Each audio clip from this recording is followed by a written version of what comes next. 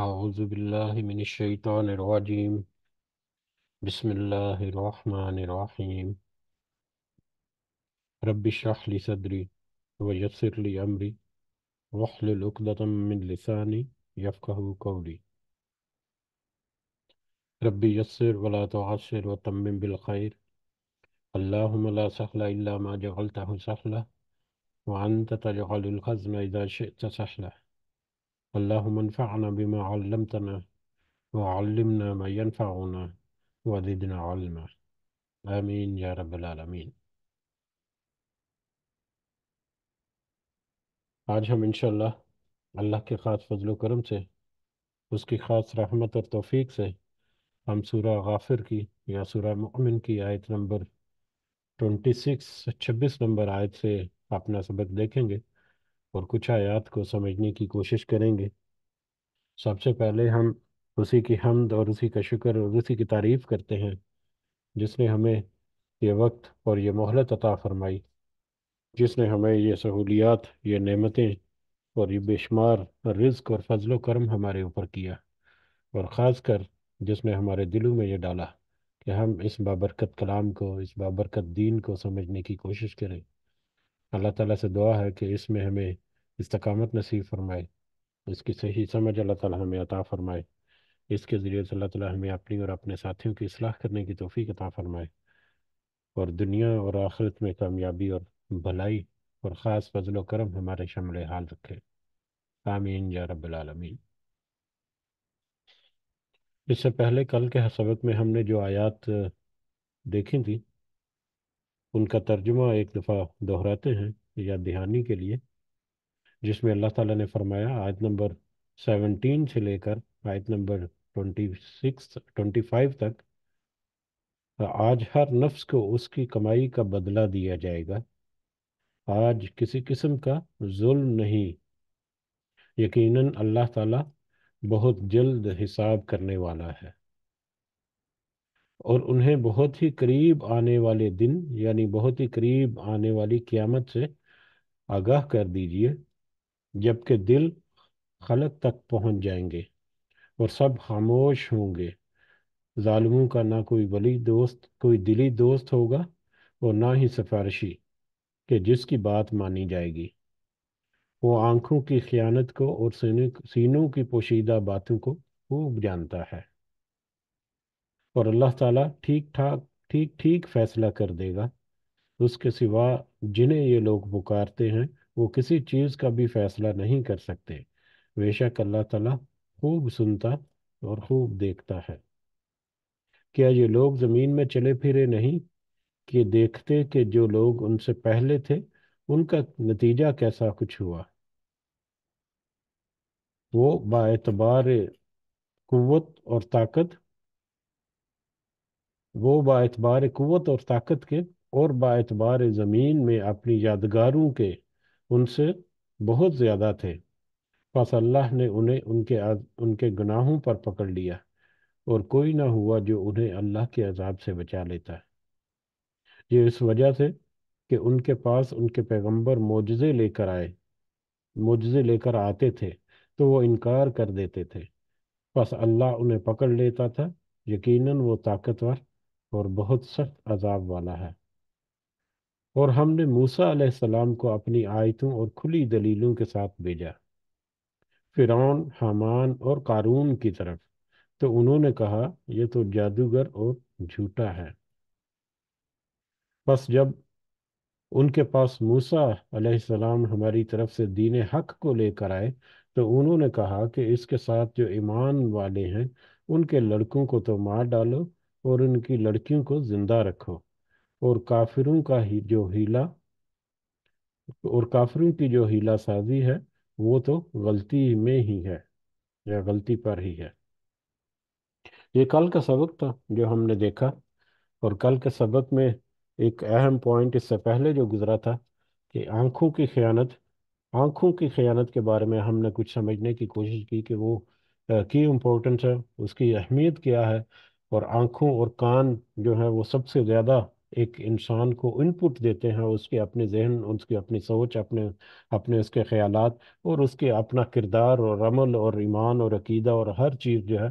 سننا اور دیکھنا، یہ دونوں اس میں ایک بنیادی اور بڑا بہت ہی کلیدی، بہت ہی اہم ترین رول ادا کرتے ہیں۔ اور ان میں سے بھی آنکھ سے دیکھی ہوئی چیز جو ہے، وہ تو کان سے سنی کوئی چیز ہے، وہ تو ہو سکتا ہے کہ اس میں کوئی شک و شبے کی گنجائش ہو، لیکن آنکھ سے دیکھی ہوئی کی چیز جو ہے، اس میں تو شک و شبے کی گنجائش نہیں ہونی چاہیے، ماں سوائے اس کے کہ اگر اس میں کوئی دھوکے کی بات ہو تو وہ بھی کسی نہ کسی طور پر پہچانی جا سکتی ہے۔ بہرحال وہ آنکھوں کی خیانت کے بارے میں تھا۔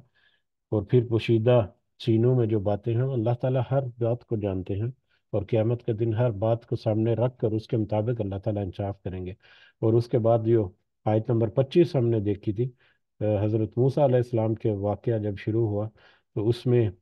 حضرت موسیٰ علیہ السلام جب دعوت حق لے کر آئے اللہ تعالیٰ کی طرف سے فرعون، حامان اور قارون کے سامنے، تو انہوں نے اس کو جھٹلا دیا، جادوگر اور جھوٹا کہا۔ اور پھر وہ مقابلہ پورا ہوا حضرت موسیٰ علیہ السلام کا اور فرعون کے جو جادوگر تھے ان کا، وہ سارا واقعہ جو ہے اس میں وہ پھر ان کی ہار ہوئی، اور جادوگر جو ہے انہوں نے کھلے طور پر دیکھ لیا کہ یہ کوئی جادو نہیں، یہ تو کوئی صحیح حقیقی معجزہ ہے۔ جادوگر بھی ایمان لے کر آئے۔ تو کل ہم نے تھوڑا سا اس کو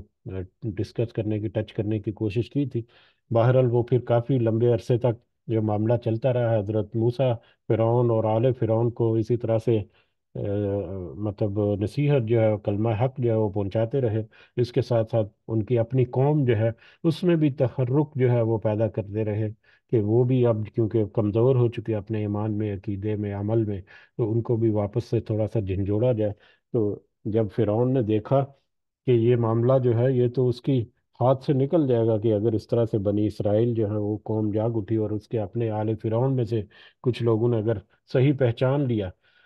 جو کام کچھ کر رہا ہوتا ہے اس کی اصل حقیقت کیا ہے، وہ کافی حد تک اس کے سامنے، اس کے دل کے اندر، اس کے گریبان میں اگر جھانکے تو اس کو سارا پتہ ہوتا ہے۔ فرعون جو ہے اس کو یقیناً یہ پتہ ہوگا کہ وہ در حقیقت، ظاہری طور پر تو وہ خدا ہونے کا دعویٰ کرتا تھا اور اپنی عبادت کرواتا تھا، لیکن اس کی اپنی اصل حقیقت کیا ہے اس کو وہ اچھی طرح سے جانتا ہوگا۔ یہی وجہ ہے کہ حق کے سامنے ڈٹے رہنے کے لیے، جب باطل جو ہے اس کے پاس جب دلائل ختم ہو جاتے ہیں، جب اس کے پاس بات چیت کے رستے ختم ہو جاتے ہیں، جب اس کے پاس آرگومنٹ جو ہے ان کا جواب باقی نہیں رہتا، تو پھر وہ دوسرے ہتھ کنڈو پر اتر آ جائے، جس میں پھر ظلم اور زیادتی اور جبر اور ناانصافی کا جو بازار ہے وہ گرم ہوتا ہے۔ تو یہ دراصل اس صورت میں ہوتا ہے جب کوئی مطلب لوجیکل دلیل جو ہے وہ اس کے پاس نہ رہے، اس بادشاہ یا حکمران یا اس طاقت والی شخصیت کے پاس، تو پھر وہ ظلم اور جبر پر آ جاتا ہے۔ لیکن کل ہم نے کوشش کی تھی اس کو سمجھنے کی کہ یہ حضرت موسیٰ علیہ السلام کی جو قوم تھی بنی اسرائیل پر، جو کریک ڈاؤن کیا فرعون نے، وہ در حقیقت اس کی ایک اگلی سٹیج میں آ کر کیا، کہ اب یہ دلائل اور اس طرح کی بات چیت سے معاملہ جو ہے وہ بن نہیں رہا، یا اس کے پاس اپنے کوئی ایسے ٹھوس شواہد اور ٹھوس دلائل نہیں کہ وہ ان کا مقابلہ کر سکے۔ تو پھر اس نے ظلم اور جبر سے اس کو روکنے کی کوشش کی، اور اس کے روکنے کی کوشش میں ایک ایک جو سب سے اہم جو پہلو ہوتا ہے، جو اس وقت بھی تھا اور اس کے بعد بھی ایسا ہی رہا، اور آج بھی ہمیں ایسا ہی کچھ ملتا ہے، کہ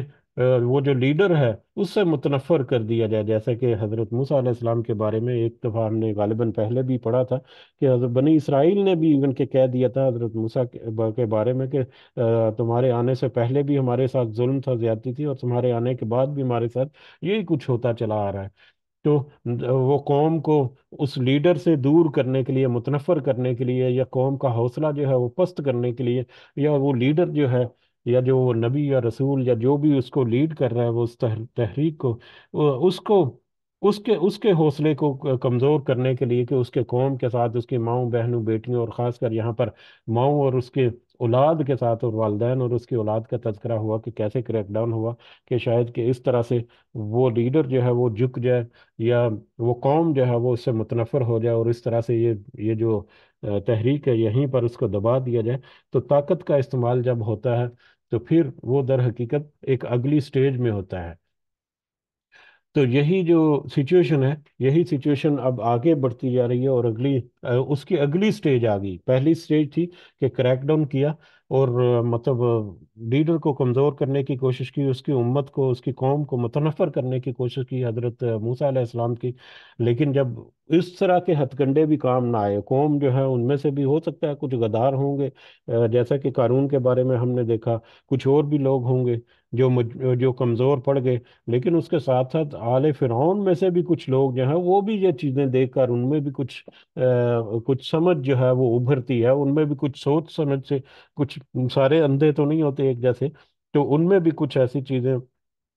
یا کچھ ایسے بندے ہوں گے جو حق کو پہچانتے ہیں، جس کا تذکرہ کہ ہمیں آج آگے آنے والی آیات میں بھی ملے گا۔ تو جب وہ پہلا فیز جو ہے وہ اس کو ناکام ہوتا نظر آیا کہ اب تو یہ قوم کے اوپر اس قدر ظلم ڈھائے جا رہے ہیں، لیکن نہ ہی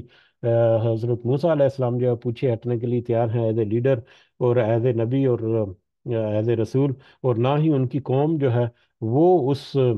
حق سے پیچھے ہٹنے کے لیے تیار ہے، اور وہ قوم جو ہے وہ بھی ڈٹ کر کھڑی ہے۔ تو پھر اس نے اگلی سٹیج جو ہے اس کو، یا اس سے اگلا قدم جو ہے وہ اٹھانے کی ٹھانی، تو اس کا اگلا قدم جو ہے یہ آیت نمبر 26 میں ہمیں ملے گا۔ تو شروع کرتے ہیں آج کا سبق۔ اعوذ باللہ من الشیطان الرجیم۔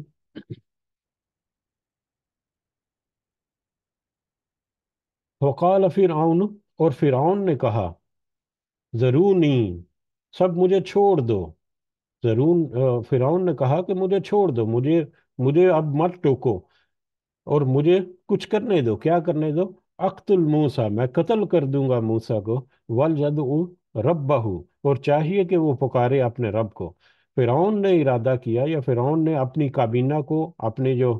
جو بھی مجلس کے اس کے ارکان تھے ان کو بتا دیا، یا ان کے سامنے اپنی جو نیت تھی اس کا اظہار کر دیا کہ میں تو اب فرعون کو، سوری، موسیٰ علیہ السلام نہیں چھوڑوں گا، میں تو اسے اب قتل کر دوں گا۔ یعنی اس نے اس کو سزائے موت اپنی طرف سے صادر کر دی حضرت موسیٰ علیہ السلام کے لیے، کہ اب اس کی اگلی سٹیج یا آخری حل یہی ہے، تو حضرت موسیٰ علیہ السلام کو راستے سے ہٹا دیا جائے گا۔ نہ رہے گا بانس، نہ رہے گی بانسری۔ جب حضرت موسیٰ کو راستے سے ہٹایا جائے گا تو اس کی قوم جو ہے وہ خود ہی قابو میں کرنا پھر اس کو آسان ہے، لیکن یہ موسیٰ علیہ السلام جو ہے اس کو قابو میں کرنا ذرا مشکل ہے۔ تو لہٰذا فرعون نے اپنے درباریوں سے، یا اپنے جو بھی کابینہ کے ارکان تھے ان سے کہا کہ مجھے چھوڑ دو۔ اب مجھے چھوڑ دو سے یہ جو لفظ ہے ضرونی، مجھے چھوڑ دو، یا اس کے بعد بھی کچھ الفاظ ایسے آئیں گے، اس سے ہمیں اس کی بے بسی اور اس کی بے چارگی جو ہے اس کا بھی اندازہ ہوتا ہے کہ وہ فرعون جو ہے وہ خود کس قدر ٹوٹ گیا تھا، یا خود کس قدر اندرونی طور پر کمزور ہو گیا تھا، کہ اس کے پاس کوئی دلائل نہیں کہ جس کے ذریعے سے وہ مقابلہ کر سکے حضرت موسیٰ علیہ السلام کا۔ اس کے پاس جو طاقت تھی اس طاقت کا اس نے بھرپور استعمال کیا، اس کے باوجود نہ ہی حضرت موسیٰ علیہ السلام کو توڑ سکا، نہ ہی ان کی قوم جو ہے بنی اسرائیل کو وہ مطلب کمزور کر سکا۔ تو اس سے بے چارگی کی اس کا آ رہی کہ مجھے اب چھوڑ دو، اب میں مطلب میرے پاس اور کوئی راستہ نہیں، بس مجھے اب یہی ارادہ ہے کہ میں اس کو راستے سے اب ہٹا دوں حضرت موسیٰ علیہ السلام کو۔ تو لہٰذا اس نے حضرت موسیٰ علیہ السلام کو سزائے موت جو ہے وہ سنا دی اپنی کابینہ میں، یا اپنے اپنے حلقے میں، یا اپنے جو بھی اس کے مجلس بیٹھتی تھی اس کے سارے ارکان کے سامنے۔ وہ کس لیے، کیا وجہ اس نے، یا کیا ریزن اس نے بتائی اس سزائے موت صادر کرنے کی؟ انی اخاف ہوں، بے شک میں ڈرتا ہوں، ان یبدلا، کہ وہ بدل ڈالے گا، دینکم، تمہارا دین۔ مجھے یہ خوف ہے کہ وہ تمہارا دین بدل ڈالے گا۔ یہاں پر یہ دینکم جو ہے یہ بڑا ایک اہم ورڈ ہے۔ اللہ تعالیٰ کی جو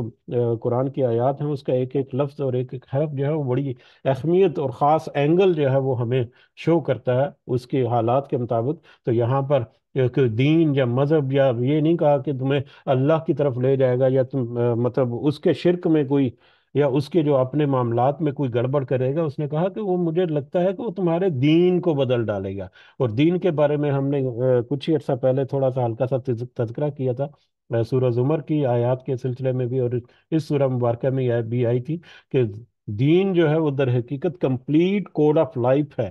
زندگی گزارنے کے بہت سارے جو طریقے ہیں ان کو کس طرح سے، کس رنگ ڈھنگ میں گزارنا ہے، وہ اس کے اوپر وہ امپلیمنٹ ہوتا ہے۔ روحانی اعتبار سے بھی اور آپ کے معاشرتی اعتبار سے بھی، آپ کے معاشی اعتبار سے بھی، آپ کے روزمرہ کے معمولات میں دین جو ہے وہ بہت سارے اعمال کو کا مجموعہ ہے۔ تو دین کو اگر اللہ کے لیے خالص کر دینے کا مطلب ہے کہ آٹھ کا اٹھنا بیٹھنا سونا جاگنا، دوسروں کے تعلق، کاروبار کے معاملات میں، آپ کے ذاتی معاملات میں، حقوق اللہ میں، حقوق العباد میں، ہر ایک کے معاملے میں آپ کو اللہ کے لیے خالص کر دینا، یہ دین خالص ہے۔ تو دین حکم یعنی تمہاری زندگی کو وہ بدل دے گا، تمہاری روحانی زندگی کو، اور تمہاری جو ظاہری زندگی ہے اس کو بدل دے گا۔ اور ظاہر ہے اگر اس کو ہم تھوڑا سا اینالائز کریں تو اس وقت کی قوم کا ایک ویژن جو ہے وہ ہمارے، ایک ویژول ہمارے سامنے آتا ہے کہ کس طرح سے ایک مغلوب قوم ہے، اور اس کے جو اپنے جو آل فرعون کے کچھ لوگ ہیں وہ بھی اس کے ماتحت ہیں، وہ بھی اس کی پوجا کرتے ہیں اور اسی کے حکم کی فرمان برداری کرتے ہیں۔ اس کو اس سے کوئی لینا دینا نہیں کہ مطلب اس قوم کو کہ مطلب ان کو پتہ ہی نہیں کہ اللہ در حقیقت کیا ہے اور کون ہے جو عبادت کے لائق ہے۔ تو یہ دونوں جو گروہ ہیں، آل فرعون کا بھی اور بنی اسرائیل کا بھی، ان میں اگر کچھ شعور آ گیا، انہوں نے اگر اللہ کو پہچان لیا، یا بنی اسرائیل نے اگر اللہ کی اپنے دین کو واپس یاد تازہ کر لی، اور پھر ان کو اپنے حقوق کا پتہ چل گیا، پھر ان کو یہ پتہ چل گیا کہ زندگی کیسے گزارنی ہے اور کس کی عبادت کرنی ہے اور کیسے زندگی کے دیگر معاملات کو لے کر چلنا ہے، تو یہ تو اپنی اپنی اپنی سوچ میں مطلب میری جو گرفت ہے ان کے اوپر وہ تو کمزور پڑ جائے گی۔ میری تو طاقت اور میری جو حکومت ہے وہ تو اسی وجہ سے ہے کہ یہ میرے ماتحت ہیں، یہ میرے قابو میں ہے، ان کے اوپر میں مطلب اپنی چھڑی جو ہے وہ چلاتا ہوں۔ لیکن اگر یہی لوگ میرے قابو سے باہر ہو گئے تو میرے اپنی حکومت جو ہے، میری اپنی طاقت جو ہے وہ تو بے اثر ہو جائے گی، بے سود ہو جائے گی۔ تو اس کو در حقیقت یہ خوف تھا، در حقیقت تو دین حکم میں یہ سارا کچھ چھپا ہوا تھا۔ اس کو خوف یہ تھا کہ وہ بدل ڈالے گا تمہارا دین، یعنی تمہارے طور طریقے، تمہارے رہنے بہنے کے، تمہارے دیگر جتنے معاملات ہیں ان کو بدل دے گا۔ اور ان کے بدل دینے کی وجہ سے، دین کو بدل دینے کی وجہ سے کیا ہے، اس نے کہا کہ مجھے ڈر ہے کہ وہ تمہارے دین کو بدل ڈالے گا، آؤ، یا کہ ان یظہرا، کہ یا کہ وہ پھیلا دے گا فی الارض الفساد، زمین میں فساد، یا کہ وہ زمین میں فساد پھیلا دے گا۔ یعنی ظاہر ہے وہ حق کی طرف جب لوگ آئیں گے تو اس کو حکومت کی طرف سے ریزسٹنس ملے گی، اس کے اوپر پھر وہ طاقت کا استعمال ہوگا یا جبر کا استعمال ہوگا، پھر لا اینڈ آرڈر کی سچویشن ہو جائے گی، اس طرح سے پھر قابو کرنا مشکل ہو جائے گا اور زمین میں اس طرح سے فساد پھیلے گا۔ تو یہ اس نے اپنا ایک اینالیسس جو ہے وہ دیا کہ حضرت موسیٰ علیہ السلام کو اگر کھلا چھوڑ دیا جائے کہ ٹھیک ہے تم تبلیغ کرو اپنی اور اپنے اللہ کی، اور جو تمہارے معاملے ہیں ان کو تم کرو، تو اگر اس کو کھلا چھوڑ دیا گیا تو پھر مجھے خوف ہے کہ وہ تمہارے دین کو بدل دے گا، جس کی وجہ سے معاشرے کے اندر یا اس حکومت یا اس رعایا جو ہے اس کے اندر، ان کے اندر ایک فساد جو ہے وہ بپا ہو جائے گا۔ یہ اس کا فرعون کا خیال تھا کہ اگر موسیٰ علیہ السلام کے دین کو پنپنے کی اجازت دی جائے، اسی لیے اس نے حضرت موسیٰ علیہ السلام کو آخری حربے کے طور پر رستے سے ہٹانے کا ارادہ کر لیا، سزائے موت یعنی وارد کر دی،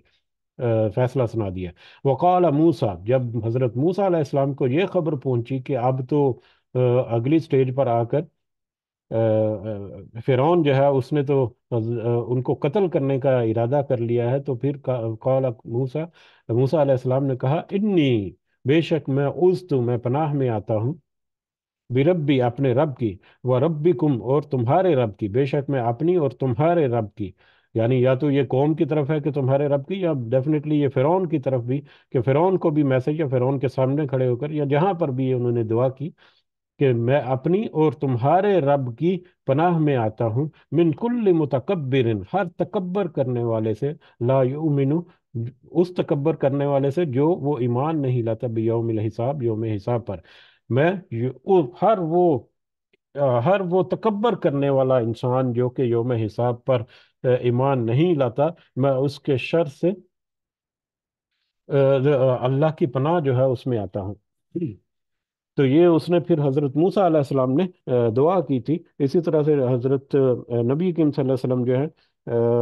یہ بھی ہمیں پتہ چلتا ہے مسند احمد سے اور کچھ روایات سے کہ نبی کریم صلی اللہ علیہ وسلم جو ہے وہ بھی اکثر جو ہے دعا کرتے تھے کسی دشمن کے شر سے بچنے کے لیے، یا دوسرے مطلب کسی انسان کے شر سے بچنے کے لیے کہ اللہم انا نجعلک فی نحورہم و نعوذ بک من شرورہم، کہ اے اللہ ہم تجھ کو ان کے مقابلے میں کرتے ہیں اور ان کی شرارتوں سے تیری پناہ طلب کرتے ہیں۔ تو حضرت نبی کریم صلی اللہ علیہ وسلم جو ہے وہ بھی اس طرح کی دعا جو ہے اللہ کی پناہ میں آنے کے لیے، کسی انسان کے شر سے، کسی دنیا کی طاقت کے شر سے بچنے کے لیے، یا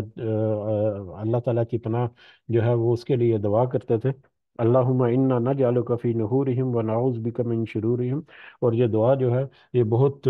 ذو اثر ہے، ہر دعائیں جو ہیں وہ بہت ذو اثر ہے، اور میری یہ آزمودہ بھی ہے کچھ معاملات میں۔ بہرحال اللہ تعالیٰ ہم سب کو ان کی اہمیت جو ہے اس کے مطابق اس پر عمل کرنے کی بھی توفیق عطا فرمائے، آمین۔ جب حضرت موسیٰ علیہ السلام کو پتہ چلا کہ اس طرح سے فرعون نے قتل کرنے کا ارادہ کر دیا، تو انہوں نے اپنے رب سے دعا کی کہ میں ہر تکبر کرنے والا وہ شخص جو ہے جو میں حساب پر ایمان نہیں لاتا، میں اس کے شر سے تیری اپنے اور مطلب اپنے اور تمہارے رب کی پناہ میں آتا ہوں۔ وقال رجل، اب یہ جب سچویشن ہوگی، یعنی فرعون نے جب موت صادر کر دی، سزائے موت کا ارادہ کر لیا، تو اس پر پھر اب وہ بندہ مومن کا یہاں پر کردار ہے جس کے نام پر یہ سورہ کا نام سورہ مومن جو ہے وہ رکھا گیا ہے۔ یہ بندہ مومن کون ہے؟ جو آل فرعون میں سے تھا۔ آل فرعون سے مطلب فرعون کے گھر والے بھی ہو سکتے ہیں، اور فرعون کے حلقہ احباب میں سے بھی ہو سکتے ہیں، اور بات چیت سے ہمیں آگے پتہ چلتا ہے کہ وہ بندہ مومن جو ہے وہ فرعون کے قریبی تھا، اس کی مجلس کا کوئی رکن تھا، اس کے کچھ عہدیدار تھا، یعنی سلطنت کا ایک اہم رکن تھا، وہ حکومت کا وہ ایک اہم نمائندہ تھا، ایک اہم رکن تھا، جس نے مطلب فرعون کے سامنے ایک کلمہ حق جو ہے اس کو بلند کیا۔ اور دیکھیں مطلب ایک طرف تو بنی اسرائیل ہیں جس میں سے قارون جیسے لوگ جو ہیں وہ کس طرح سے غداری کر کے فرعون کے ساتھ مل گئے، جن کے دل میں اللہ تعالیٰ جو ہے وہ مطلب جو گمراہی کے لیے چھوڑ دے، اور جس کے دل میں اللہ تعالیٰ حق جو ہے اس کی شمع روشن کر دے، وہ کس طرح سے کہ فرعون جیسے ایک طاقتور اور ایک بڑے مطلب ظالم قسم کے حکمران کے ماتحت رہنے والے جو لوگ ہیں، ان میں سے بھی اللہ تعالیٰ کسی کو ہدایت دے تو وہ بھی ہدایت کی طرف آ جاتے ہیں۔ اور جب وہ بندہ مومن جو ہے اس قدر اس کی تقریر میں، یا اس کی جو اس کا جو کانفیڈنس تھا اور اس کی جو ہمت تھی کہ اس نے اتنے بڑے اس وقت کے جو مطلب امپائر تھا اس کے سامنے کھڑے ہو کر، اکیلے کھڑے ہو کر، اور یہ بھی بہت بڑی بات ہوتی ہے کہ اکیلا ایک شخص کھڑا ہو جائے ہزاروں کے یا لاکھوں کے مجمع میں، تو یہ ایک بہت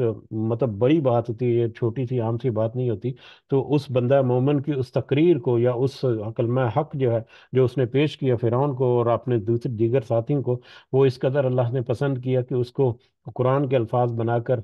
قیامت تک کے لیے محفوظ کر لیا کہ دیکھو کہ وہ آل فرعون جو ہے اس وقت کا ظالم اور متکبر انسان جو ہے،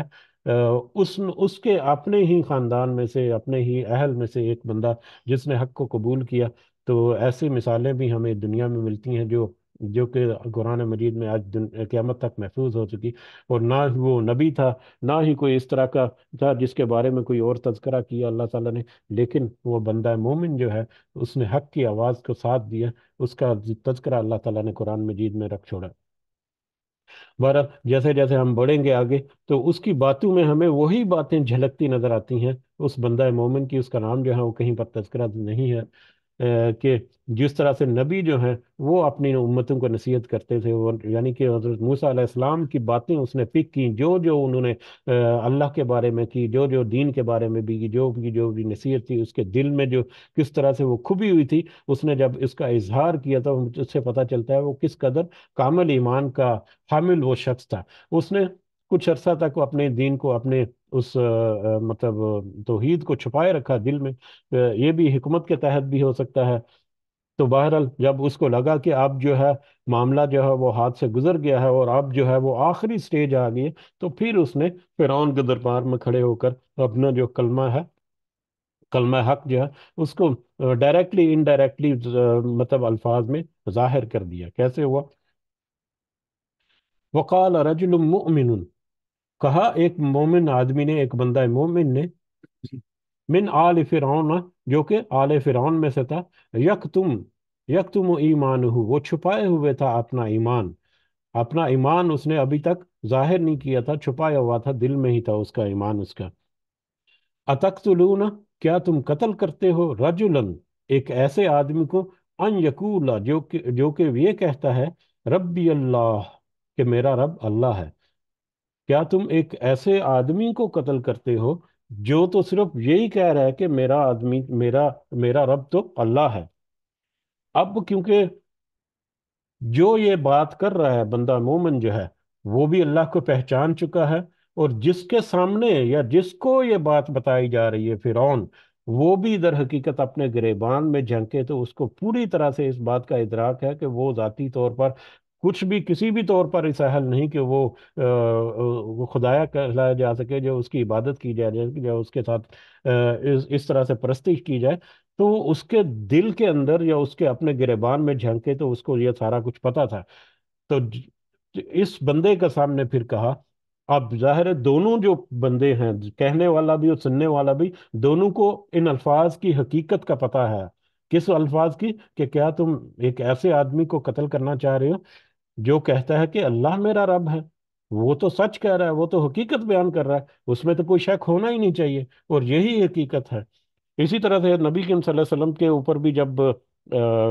जब कुछ मुशरिकीन ने तैश में आकर कुछ हमला आवर हुए उनको नुकसान पहुंचाने की गर्ज से, तो हजरत अबू बकर सिद्दीक जो हैं रज़ियल्लाहु ताला अन्हु, वो रास्ते में आ गए, वो बीच में आ गए, और उन्होंने बीच बचा किया, छुड़ाया, और उन्होंने भी यही अल्फाज कहे वहां पर कि अतक़्तुलूना रजुलन अन यक़ूल रब्बी अल्लाह, कि क्या तुम इस शख्स को, यानी मोहम्मद सल्लल्लाहु अलैहि वसल्लम को, इसलिए मार देना चाहते हो, रास्ते से हटाना चाहते हो कि वो कहता है कि मेरा रब तो अल्लाह है। तो ये एक straight forward to the point, बगैर किसी हीलो हुज्जत के, बगैर किसी इधर उधर की बात करने के, सीधा टू दी पॉइंट तीर जो है वो निशाने के ऊपर बिठाने के लिए ये अल्फाज उसने चूज किए, उस बंदा मोमिन ने, फिरौन के सामने, कि क्या तुम इस आदमी को, एक आदमी को, उस आदमी को कत्ल करना चाहते हो जो कि कहता है कि मेरा रब तो अल्लाह है। वक़द जाअकुम, अब उसके बाद उसने दलील क्या दी। अब पहले ही दलीलें खत्म हो चुकी थी फिरौन के पास, पहले ही उसके पास अब दलाइल से मुकाबला करने की कोई सकत नहीं थी। तो अब वो बंदा मोमिन जो है वो उसको क्या दलील करता है, वक़द जाअकुम बिल बय्यिनाति, यकीनन वो आया है तुम्हारे पास वादे दलाइल के साथ में, रब्बिकुम, तुम्हारे रब की तरफ से, वो तुम्हारे रब की तरफ से, यानी मेरा तो रब है ही, तुम्हारा भी वही रब है यानी अल्लाह, उसकी तरफ से वो वादे दलाइल लेकर आया है। यानी एक तो कलमा हक जो लेकर आया है वो दलील के तौर पर, उसके ऊपर तुम्हारे पास कोई जवाब नहीं, कोई उसके ऊपर तुम्हारे पास कोई काउंटर आर्गूमेंट नहीं कर सकते, तुम लाजवाब हो चुके हो। फिर वो वादे तौर पर मोजज़ात लेकर आया तुम्हारे पास, जिसको तुम्हारे अपने ही जो मतलब लोग थे, जादूगर थे, वो खुद ही मान गए कि नहीं, ये जादू नहीं है, ये वाकई कोई हकीकी मोजज़ा है। और वो जादूगर भी ईमान लेकर आए, तो तुम्हारे सामने तो इस तरह से वादे दलाइल, वादे नसीहत और मोजज़े लेकर आया है वो तुम्हारे रब की तरफ से, जो एक इंसान अपनी तरफ से नहीं कर सकता। सिर्फ और सिर्फ अल्लाह अगर किसी को मतलब इनायत करे इस तरह की चीज़ें, तो वो हो सकती हैं। और फिर उसने मजीद क्या कहा, वह इन यकु काजिबन, और अगर वो झूठा है, फ़अलैहि कज़िबा, तो उसी पर उसका वबाल है, उसके झूठ का वबाल है। अगर तो मूसा अलैहिस्सलाम जो है वो झूठ कह रहा है, तो उसके झूठ का वबाल जो है वो उसी पर है। हर कौम, हर उम्मत और हर मजहब और हर दीन, हर मतलब मजहब में ये बात तो यकीनन तय है कि उसमें झूठ बोलने वाले का कुछ ना कुछ तो अंजाम होगा, कि अगर कोई झूठ बोलेगा तो उसके साथ यह मामला होगा, उसको ऐसी सजा मिलेगी, या उसके साथ यह मामला हो जाएगा। या रूहानी एतबार से हर मजहब में झूठ बोलने वाले की कोई ना कोई सजा या कोई ना कोई उसके साथ बुरा मामला तो यकीनन होगा। फिरौन और आले फिरौन जो है, उनमें भी यकीनन कोई ऐसा पहलू होगा कि वो झूठ जो बोलेगा या झूठ जो बांधेगा, उसकी कोई सजा रूहानी एतबार से कुछ ना कुछ मिलेगी। जैसे हमारे लिए एक झूठ दुनिया में अगर नहीं पकड़ा जाता, तो आखिरत में तो जरूर पकड़ा जाएगा और जरूर उसको उसकी सजा मिलेगी। तो उसने उसका हथियार जो है वो कैसा इस्तेमाल किया, कि अगर तो मूसा अलैहिस्सलाम जो है वो झूठा है, झूठ बोल रहा है, तो फिर तो उसकी सजा मिलेगी। तुम इससे क्यों डरते हो? फिर तुम्हें मूसा से खौफजदा होने की जरूरत नहीं है अलैहिस्सलाम। तुम्हें तो फिर इस पर एतबार होना चाहिए कि उसके झूठ का जो वबाल है वो उस पे ऊपर उसकी सजा उसको मिल जाएगी। लेकिन वाइन यकु सादिकन, अगर वो सच्चा हुआ, अगर वो है सच्चा, युसिबकुम बाजुल्लाजी याइदुकुम, तो कुछ हिस्सा उसका, उस अजाब का जिसका वो वादा करता है तुमसे भी है या तुम्हारे ऊपर भी आएगा। اگر تو وہ جھوٹا ہے تو اس کے جھوٹ کا وبال اس پر ہے، لیکن یہ بھی ذہن میں رکھو کہ اگر وہ سچ بول رہا ہے تو پھر اگر وہ سچا ہے تو وہ قیامت کا دن آ جائے گا، اگر وہ سچا ہے تو وہ یوم الحساب آ جائے گا، اور اگر وہ سچا ہے تو یوم الحساب میں جب حساب کتاب ہوگا تو اس کا جو وارننگ تمہیں دے رہا ہے، جس کے بارے میں تمہیں بار بار بتا رہا ہے، دیکھو وہ تمہیں پھر تمہارے سامنے آئے گا اور اس کو تمہیں جھیلنا پڑے گا۔ یہ بھی ایک ویژولائز کرے ایک کہ یہ آدمی، ایک آدمی فرعون جو ہے، جو اپنے گریبان میں اگر جھانکے تو اس کو بہت ساری حقیقتوں کا علم ہے جس کو وہ ظاہر نہیں کرنا چاہتا، تو اس کے دل پر اگر یہ بات جائے تو وہ اس کا کیا ریئیکشن ہونا چاہیے ایک۔ اور یہ بہت ہی بڑی دلیل، لاجیکل دلیل ہے، مطلب اگر کوئی صحیح معنوں میں سمجھے کہ اگر کوئی دوسرا جھوٹ بول رہا ہے تو اس کا وبال اس پر ہے، لیکن اگر وہ سچ بول رہا ہے اور آپ کے پاس کوئی دلیل نہیں کہ اس کی بات کو جھوٹا ثابت کرنے کے لیے، اور اگر اس کی بات سچی ہوئی تو اس کا کیا انجام ہو سکتا ہے، وہ اس کے مطابق ہمیں ضرور دیکھنا چاہیے۔ آج ہمارے لیے بھی یہ آیت جو ہے یہ بہت ضروری ہے سمجھنے کے لیے کہ دنیا کے معاملے میں تو بڑے مطلب آگے بن بن کے پھرتے ہیں، لیکن وہ دنیا کی باتیں وہ جھوٹ ہیں، ان کا وبال جو ہے ضرور ہوگا۔ اور جو باتیں جن کو ہم جھٹلا لیتے ہیں وہ در حقیقت وہی سچ ہے، اور وہ سچ جو ہے جب وہ سچ حق بن کر ہمارے سامنے آئے گا، یقین کی آنکھ سے ہم جب دیکھ لیں گے، یا آنکھ سے دیکھ کر جب اس کے اوپر یقین کریں گے، تو پھر ہمیں واپسی کا راستہ وہاں سے نہیں ملے گا۔ ان اللہ لا یہدی، بے شک اللہ نہیں زبردستی ہدایت دیتا من ہوا مسرف کذاب، اسے جو کہ حد سے بڑھنے والا جھوٹا ہے، یا جھوٹ کے معاملے میں جو حد سے بڑھ جانے والا ہے۔ اب یہ اسی بندہ مومن نے فرعون کو فردر کہا کہ تمہیں تو پتا ہونا چاہیے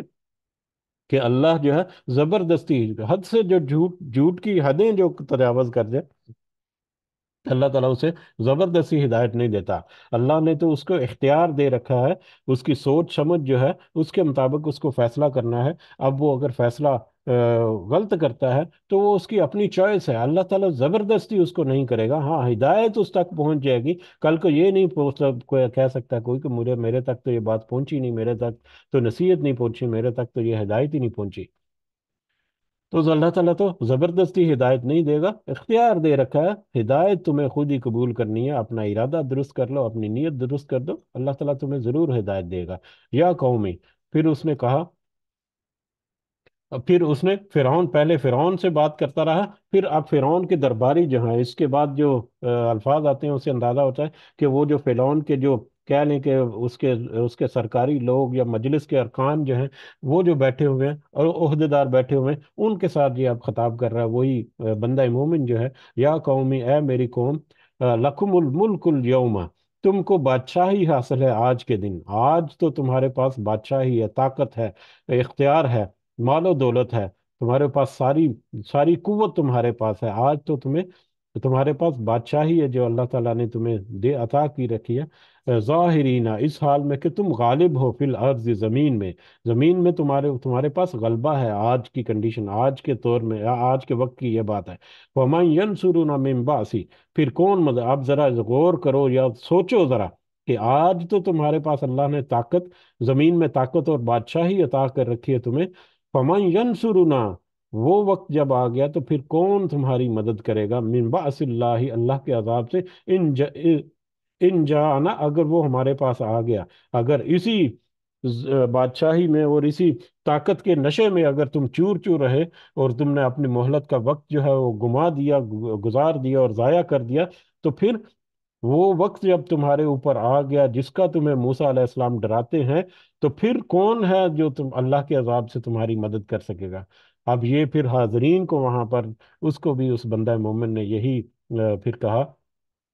اور یہ بھی بہت ہی پر اثر انداز یقیناً ہے۔ قال فرعون، تو اس پر فرعون نے کہا، فرعون اب بات چیت اس نے شروع کی۔ اس سے پہلے یہ اندازہ ہوتا ہے دو باتیں، ایک تو یہ ہے کہ فرعون جو ہے وہ بہت ہی ٹوٹا ہوا تھا اندر سے، بہت ہی کمزور اور لاغر تھا، کہ وہ اپنی کابینہ کے ساتھ مشورہ کرنا چاہ رہا تھا کہ اگر کوئی بات میرے ہاتھ سے نکل آئی اور کابینہ جو ہے میری، انہوں نے بھی میرے خلاف اقدامات شروع کر دی، تو میں اکیلا کیا کروں گا، لہٰذا اپنے ساتھ رکھنے کے لیے ان کو مال و نفع جو ہے وہ دینے کے ساتھ ساتھ ان کو मतलब फैसला साजी में भी उनको साथ साथ रखना कि देखो मैंने तुम्हारे साथ मिल के ये फैसला किया था, उसका अब नतीजा ये हो रहा है, अब देखें अब के क्या करते हैं। तो एक वजह ये है उस उनको साथ रखने की, और दूसरी वजह उसकी बेचारगी जो है वो भी उसमें हमें नजर आती है कि किस कदर वो लाचार था उस वक्त। काला, तो उसने कहा, फिरौन ने,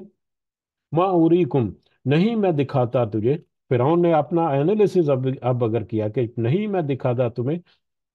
इल्ला मा अरा, मगर वही जो मैं देखता हूँ, मैं तो तुम्हें वो दिखाता हूँ या वो बताता हूँ जो कि मुझे नजर आ रहा है, जो मैं देखता हूँ। वह मा अहदीकुम, और नहीं मैं रहनुमाई देता तुम्हें, इल्ला सबील रशाद, मगर भलाई के रास्ते की। और मैं तो तुम्हें एक ऐसे रास्ते की तरफ रहनुमाई करता हूँ जो कि भलाई का रास्ता है। भलाई का रास्ता था कुछ ले दे के कुछ बात निकल जाए, नहीं तो हजरत मूसा अलैहि सलाम को रास्ते से अगर हटा दिया जाए तो इस तरह से हम अपनी उम्मत को, अपनी कौम को या बनी इसराइल को अपने काबू में रख सकते हैं, अपना गलबा जो है उसको मजीद एक्सटेंड कर सकते हैं, अपनी ताकत को बरकरार रख सकते हैं, वगरना ये सारा कुछ हमारे रास्ते से निकल जाएगा। तो इन सारी बातों को मद्देनजर रखते हुए उसने अपना एनालिसिस जो है वो अपने जो मजलिस के अरकान जो हैं उनके सामने कहा कि मैं तो तुम्हें अपने ये विजन देता हूँ, मैं ये दिखाता हूँ कि जो मैं देखता हूँ, और मैं क्या देखता हूँ कि इसी में भलाई है कि हजरत मूसा अलैहि सलाम को रास्ते से हटा दिया जाए। इसी के साथ इसी तरह से हम अपनी कौम या अपनी सल्तनत या अपनी हुकूमत जो है अपनी कौम के पर हुकूमत रखेंगे, और अपनी सल्तनत हुकूमत जो है उसको बचा सकते हैं, और अपना ताकत और गलबा जो है उसको बरकरार रख सकते हैं। तो उसने तो मादी एतबार से सोचा और मादी एतबार से उसने विजुअलाइज किया, और उसके मुताबिक उसने जवाब दिया। फिर उस पर वकाला, उस बंदा मोमिन ने कहा, अल्लाह जी आमना, जो उसने कहा जो ईमान लाया, यानी कि वही बंदा मोमिन, या कौमी, ए मेरी कौम, यानी दोबारा से उस बंदा मोमिन ने कहा कि ए मेरी कौम, इन्नी अखाफु, बेशक मैं डरता हूँ, अलैकुम, तुम पर, मिसला यौमिल अहजाब, ग्रोहों के दिन की तरह से। ग्रोहों के दिन यानी इससे पिछले ग्रोह जो गुजर चुके, मैं जिस तरह से उनका मामला हुआ, मुझे तो ये डर है कि कहीं तुम्हारे साथ भी ये मामला ना हो। उससे पहली कौमें या पहले ग्रोह जो गुजर चुके उनमें से भी कुछ का उसने तस्करा यहाँ पर किया, मिसल अभी, हाल हाल की तरह या मिसाल उस तरह की, कौम नूह के, व आद व समूदा, आद और समूद की तरह, वल्लजीन मिन बादिहिम, और उनके बाद हुए जो लोग जो हैं, वो लोग जो उनके बाद हुए, यानी फिरौन से पहले की कुछ कौमें जो हैं, जिसमें कौम नूह, हजरत नूह अलैहिस्सलाम की कौम, और कौम आद और समूद जो हैं, ये भी अपनी ताकत में बहुत ज्यादा मजबूत थी, ताकत के एतबार से और माशरती एतबार से भी, माशी एतबार से भी। लेकिन उन्होंने भी किस तरह से नाफरमानी की और किस तरह से उनको मतलब आजाब से दो चार कर दी अल्लाह ताला ने। तो उस बंदा मोमिन ने फिरौन के दरबार में खड़े होकर फिरौन और उसके दरबारियों को ये खुले अल्फाज में बता दिया कि देखो, अगर आप तुम अपनी हठधर्मी पर बरकरार रहोगे और अपने अपने इरादों में नरमी नहीं रहोगे, तो फिर ये ना हो कि हमारा हाल जो है पिछले गुजरे हुए ग्रोहों की तरह हो जाए, जैसा कि कौम नूह, कौम आद और कौम समूद वगैरह, कि किस तरह से उन लोगों के साथ हुआ जो जब जब उन्होंने इनकार किया अपने रब की हिदायत को कबूल करने से, और फिर उसकी मुखालफत की। वमल्लाहु युरीदु ज़ुल्मन लिल इबाद, और नहीं अल्लाह वो चाहता जुल्म करना अपने बंदू पर। और देखो, अल्लाह जो है वो अपने बंदू पर जुल्म नहीं करना चाहता। अल्लाह जो है वो अपने बंदू को